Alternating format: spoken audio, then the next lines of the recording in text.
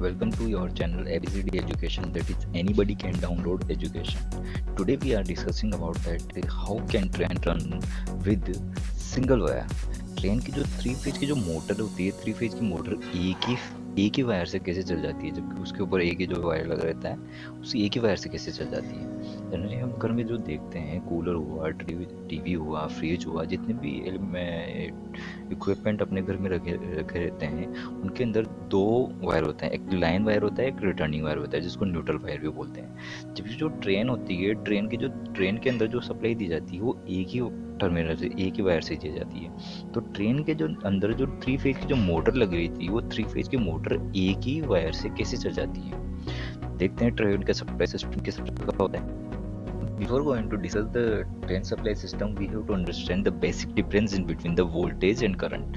जो वोल्टेज होता है किसी भी एलिमेंट के अक्रॉस ही जनरेट होता है, और जो करंट है वो हमेशा सर्कुलर पाथ में ही फ्लो होता है। अगर सर्कुलर पाथ नहीं मिलेगा तो करंट फ्लो नहीं होगा, बट वोल्टेज के केस में अगर सर्कुलर पाथ नहीं होगा तो वोल्टेज उस टर्मिनल के अक्रॉस डेवलप तो होगा ही होगा, बट करंट हमेशा सर्कुलर पाथ में ही फ्लो होती है। अगर क्रॉस पाथ नहीं होगा तो it can not flow.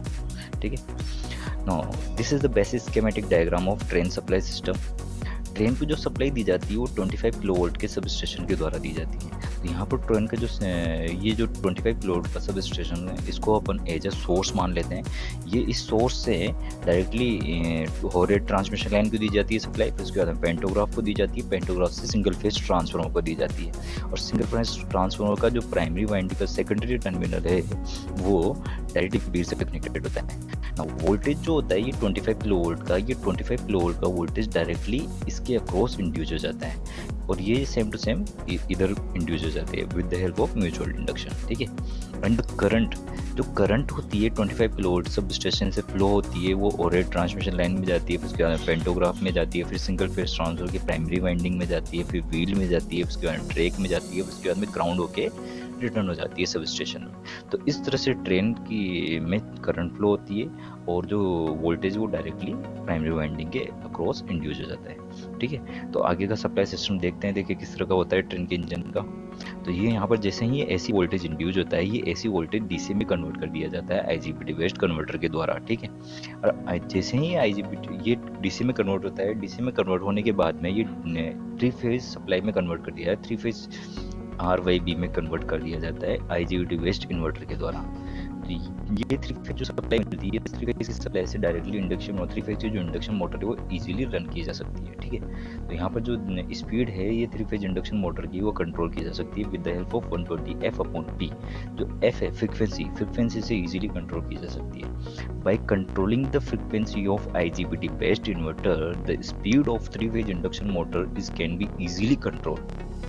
If the frequency of IGBT based inverter is increases, then the speed of the three-phase induction motor is also increases. And if the frequency of IGBT based inverter is decreases, then the speed of the three-phase induction motor is decreases. So the speed of train can be controlled with the help of frequency of IGBT based inverter. Okay. So this is the end of our video. If you like this video, then subscribe to my channel, that is anybody can download education, that is ABCD education. And next video is coming for the difference between resistance and reactance. And if you have any query, then meet me in comment box, and if you like this video, then like, share and comment. And thanks for watching this channel. Jai Hind, Jai Bharat.